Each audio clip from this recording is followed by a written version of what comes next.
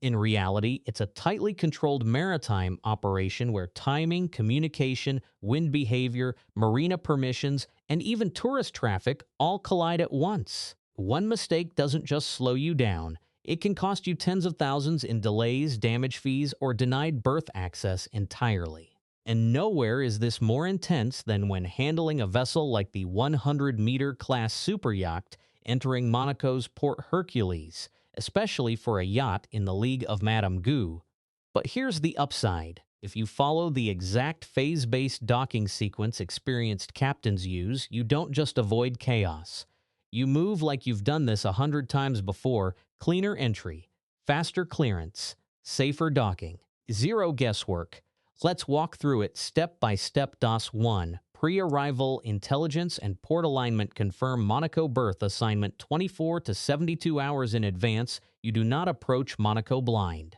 Before anything else, you confirm your assigned berth position with Port Hercules control. Why it matters. Monaco is one of the most congested luxury ports in the world. Even a 100-meter yacht like Madame Goo cannot request on arrival. Everything is pre-allocated. What can go wrong?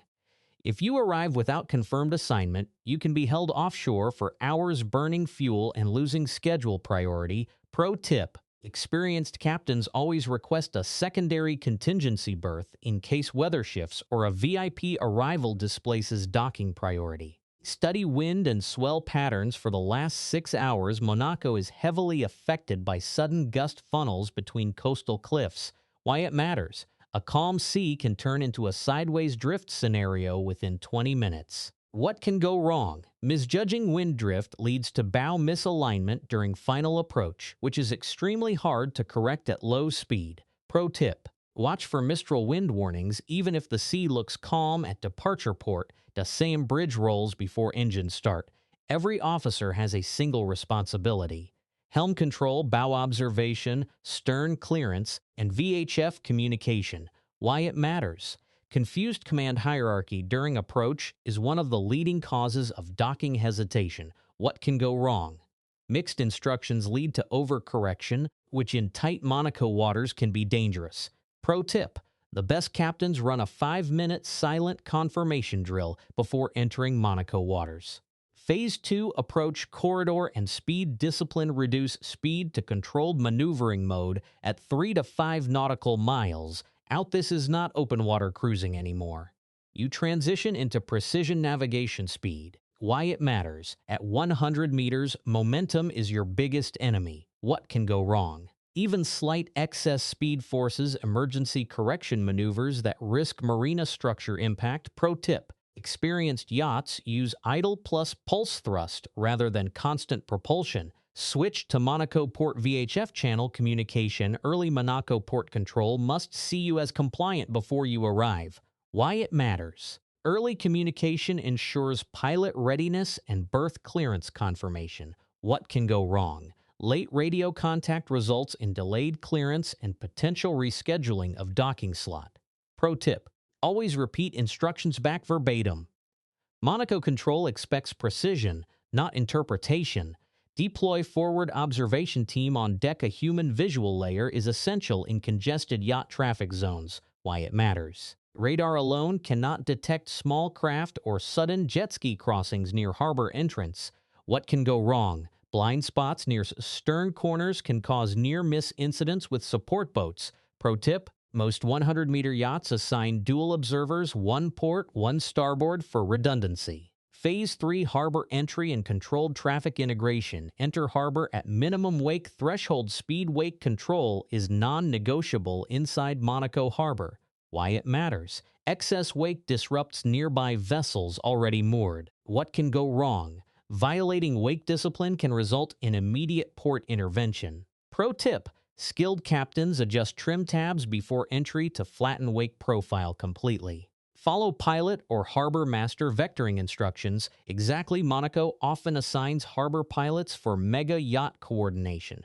Why it matters. The port layout changes constantly based on yacht arrivals and departures. What can go wrong? Deviating even slightly from assigned vector disrupts multi-vessel sequencing. Pro tip: think of pilot instructions as real-time air traffic control for water.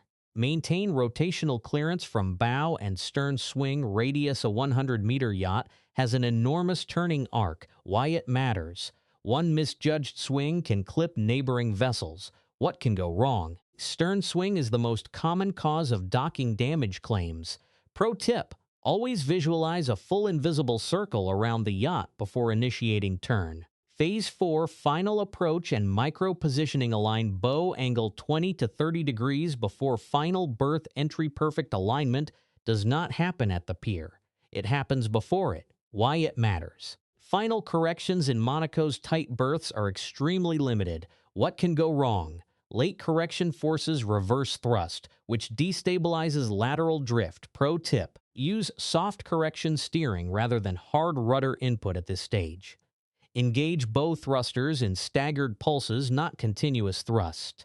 This is where precision replaces power. Why it matters. Continuous thrust creates overcorrection in confined spaces. What can go wrong? Overuse of thrusters leads to oscillation effect, making docking unstable. Pro tip: elite captains use 2-second burst patterns to walk the yacht, sideways Mach speed to near zero drift before contact zone. You are not approaching a dock. You are settling into position. Why it matters.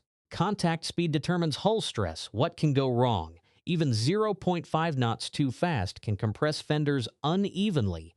Pro tip: watch water texture, not instruments, in final 50 meters. Phase 5 fender deployment and berth entry. Deploy fenders at correct height before lateral contact. Fender positioning is geometry, not guesswork. Why it matters.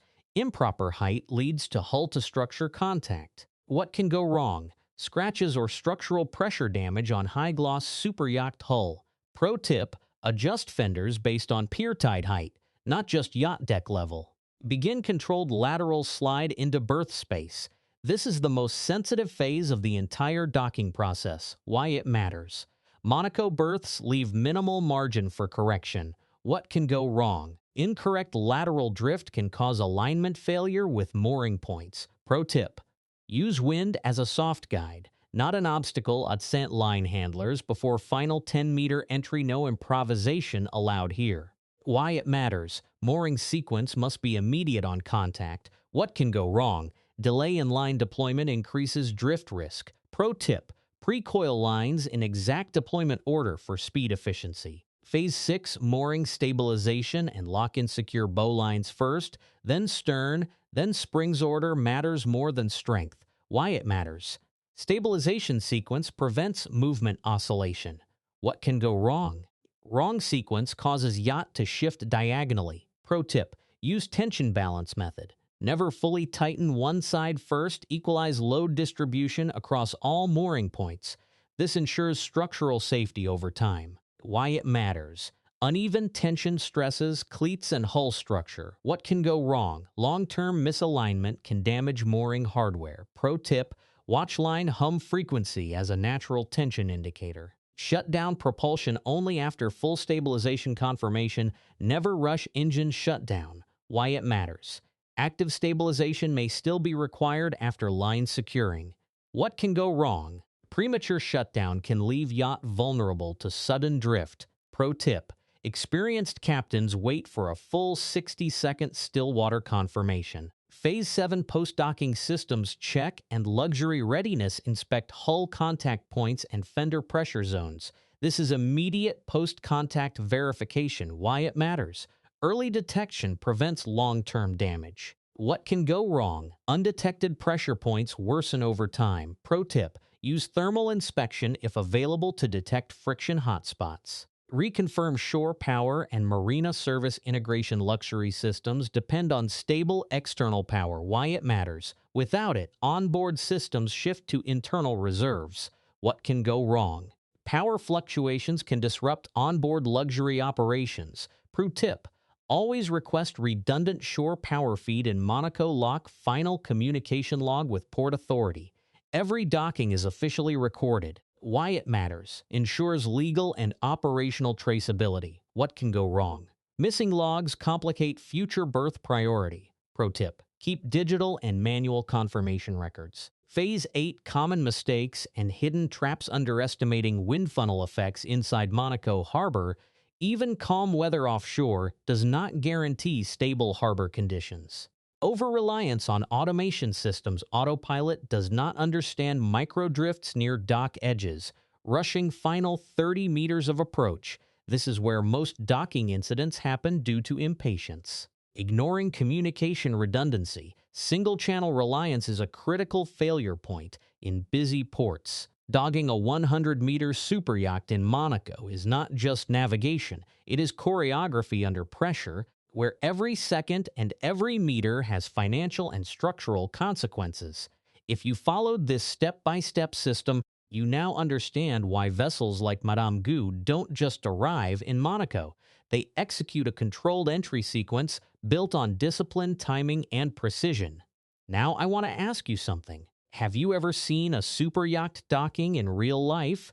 Or would you want to experience Monaco's Port Hercules from the deck level?